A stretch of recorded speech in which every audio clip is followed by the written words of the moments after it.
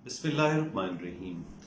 आज मैंने सोचा कि बहुत से लोग ऐसे हैं जिनकी दिल की नालियों में स्टेंट्स लगे हैं। तो इत्तेफाक से मेरे पास वो स्टेंट के सैंपल्स यानी उनके वो मटेरियल मौजूद थे जो अक्सर एक्सपायर हो जाते हैं, यूज़ में नहीं हो पाते।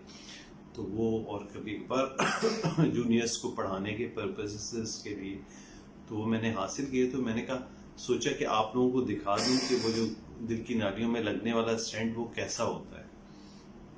तो ये पहले तो ये देखें, ये वो स्टेंट होता है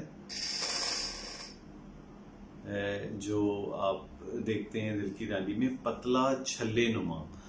ये इसका वो स्टेटस है कि अभी ये नाली में उस जगह पे पहुंचता है, बिल्कुल ऐसा पतला नाली की साइज का है। ये देखें इसको हम ऐसे इंस्ट्रूमेंट होते हैं कि पैर या हाथ की उसके जरिए से उसको उस मकाम पर पहुंचा देते हैं जहां पे तंगी है, कि फर्ज किया इतनी तंगी है वहां तक ये पहुंचेगा। इसके आगे का हिस्सा और इसके पीछे का हिस्सा ये नॉर्मल सेगमेंट में रहेगा और ये वाला हिस्सा उस तंगी वाली हिस्से में किसी तरह हम पहुंचा देते हैं। उसके बाद फिर इसको फुलाते हैं इस तरीके से कि ये बढ़ के नाली के साइज का हो जाता है और आसपास जो इसके तंगियां होंगी उसको ये धकेल के दीवार के साथ लगा देगा और ये वाला हिस्सा फैलने के बाद नॉर्मल सेगमेंट के साथ अटैच हो जाएगा। तो वो नाली पूरी नॉर्मल हो जाएगी। जैसे मैं आपको ये दिखाता हूँ कि ये फैलने के बाद किस टाइप की इसकी शक्ल हो जाती है, ऐसी बिल्कुल नाली के साइज के बन जाएगा।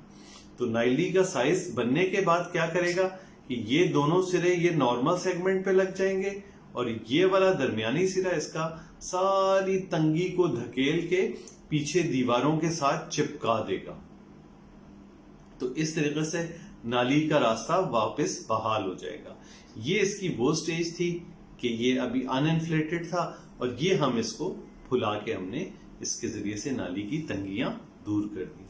तो उम्मीद है आज लोगों को समझ आएगा कि वो जो लोग कहते हैं ना स्टेंट हिल तो नहीं जाएगा, ये हिलेगा कैसे, ये तो चिपक गया थी।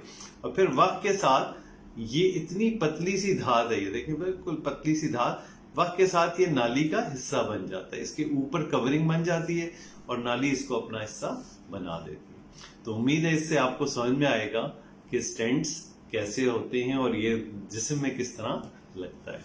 शुक्रिया बहुत बहुत सुनने का।